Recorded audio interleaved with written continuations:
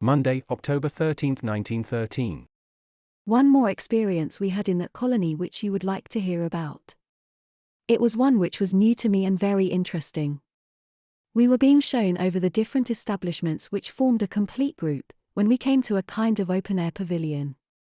It was principally composed of a huge circular dome resting on tall pillars, and the interior space so enclosed was open to the air.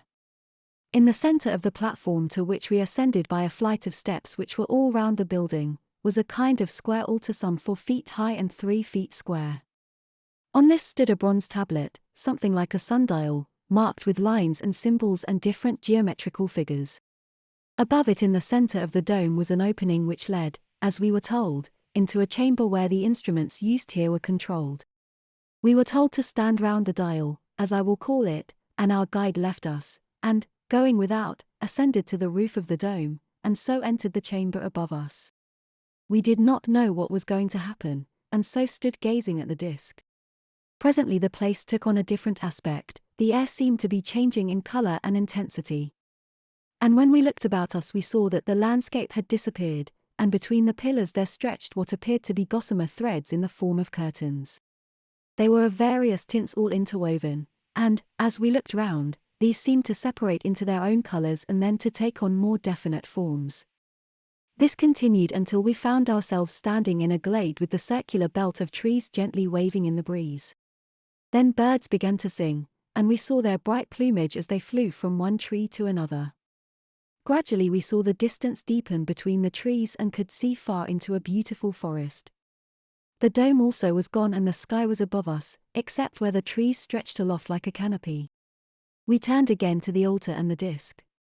These were still in place, but the figures and signs on the latter were now shining with a light which seemed to come from within the altar. Now we heard the voice of our guide from above telling us to watch and try to read the tablet. We could make little of it at first, but at length one of our party, more clever than the rest, said that the signs were really representations of the various elements which went to make up the vegetable and animal bodies of the spiritual realms. It is difficult to explain the way in which the connection between the two was apparent to us. But when once pointed out it became quite clear that this was so. Now our guide joined us once more and explained the use of the building. It seems that before the students are able to progress much in the science of creation, as studied in this region, they have to get a thorough knowledge of the fundamental elements with which they have to deal. This is, of course, quite natural. This building is one of the first where they come to study, and the table, or dial, is a kind of register of these elements, on which the student above in the chamber, where the controlling instruments are, can see the combination of elements he has brought about, and also the proportion of each element entering into the combination. Our guide was somewhat advanced in the science, and had contrived the forest scene by means of this same skill.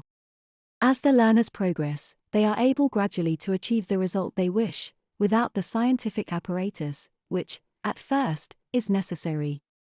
One instrument after another is left out, until at length they are able to depend solely on their will. We asked our guide to what practical purpose the knowledge was put when acquired. He replied that the first use was the training of the mind and will of the student. That training was very excellent and very strenuous. When the student had become proficient he moved on to another college in this region where another branch of the science was learned, and then had to pass through many more stages of training. The actual use of his knowledge did not fall to his lot until he had passed through many spheres of progress. In the higher of these he was allowed to accompany some great master, or archangel, or power, I do not know the exact and correct title, on one of his missions of service in the infinite creation of the One Father, and there witnessed the sublime process at work. It was thought that this might be the creation of some new cosmos or system, either material or spiritual. But that is so high above this state in which we are at present that we have only a general idea of the duties of those high beings, and it is a matter of a few ages of progress from here to there, if our ways lie in the direction of that particular system of heavens. And the chances are that, for us 5 women who visited the place I have been describing, our onward path will lead us somewhere else. But we love to know all about the different spheres of service, even if we be destined never to be chosen for them. We cannot all be creators of cosmos, I suppose, and there are other things as necessary, great and glorious, no doubt, in those far reaches beyond us nearer to the throne and dwelling of him who is all in all to all. As we returned across the wide grasslands, we were met by a party of these same students who had been to another college to study a different branch of science. They were not all men, some were women. I inquired if their studies were all on the same lines as that of their brothers, and they replied in the affirmative, but added that while the men students mostly looked after the purely creative part, they were permitted to add to and round off the work with their genius of motherhood, and that the two aspects blending enhanced the beauty of the finished work. Finished, that is, so far as it was possible as conditioned by the limitations of their present spheres. For here were not so much spheres of perfect accomplishment as of progress towards those higher spheres. By the time we had returned to the first colony where we had met our instructor of the secular estate. Why do you not give me his name? His name was Arnold, but these names sound so strange to earth ears, and people are always trying to find out their meaning, that we are rather shy of giving them. The meanings are mostly incomprehensible to you, so we will just say the name in future, as you wish it, and leave it there. Well, it saves a lot of roundabout wording, doesn't it? Yes, and yet if you understood the conditions under which we give you these narratives, you would probably say that the longer was the more sure route. Remember our experience and teaching on Arnold's estate. What makes it so difficult for you to give names? I have heard of this difficulty more than once. There is also a difficulty in explaining the difficulty from your point of view so apparently simple a matter. Let us put it in this way. You know that with the old Egyptians the name of a god or goddess was much more than a name as understood by the hardy materialistic Anglo-Saxon from whose race came the question, what's in a name? Well, from our point of view, and that also of the ancient wisdom of Egypt, based on data obtained from this side the veil, there is a great deal in a name. Even in the mere repetition of some names there is actual power, and sometimes peril. That we know now as we did not when on earth. And so we here acquire a reverence for the entity the name, which to you would probably seem foolish. Nevertheless, it is partly for this reason that names do not come through to you so plentifully as many rather feeble investigators would wish.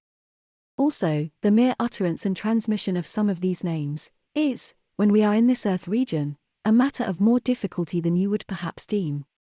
It is a subject, however, which is hard to explain to you, and only one which you will be able to understand when you have become more familiar with the fourth dimension which obtains here, which term, also, we use for want of a better. We will just refer you to 2 or 3 instances and there leave the matter. One is the giving to Moses of the name of the great officer of the Supreme who visited him. Moses asked for that name, and got it, and neither he nor anyone else to this day has been able to say what it means. Then the lesser angel who came to Jacob. Jacob asked for his name, and it was refused him. The angels who came to Abraham and to others in the Old Testament very seldom gave their names. Likewise in the New Testament, most of the angels who come to minister to earth's denizens are simply so called, and where the name is given, as in the case of Gabriel, it is little understood as to its inner significance. Of the new name which no man, that is, man on earth, knoweth, we have already spoken. What is your name, mother? I mean your new name. Is it permissible for you to give it? Permissible, yes, but not wise, dear. You know I would give it if it was so. But this for the present I must withhold even from you, knowing that you will understand, my love, even if my motive is not very clear. Yes, dear, you know what is best. Some day, you too will know, and then you will see what glory awaits those whose names are written in the book of the life of the Lamb, a phrase also which is worth thinking over, for in it is a glorious and living truth which those who use that name so lightly surely apprehend little or not at all. God bless you, dear, and Rose and the children. Ruby once more bids me in her pretty way, to say she is coming to see you soon, and hopes you will be able to take down her commands, that is the word she used, bless her, who is graceful humility itself, and loved by all who know her. God bless you, dear. Goodbye.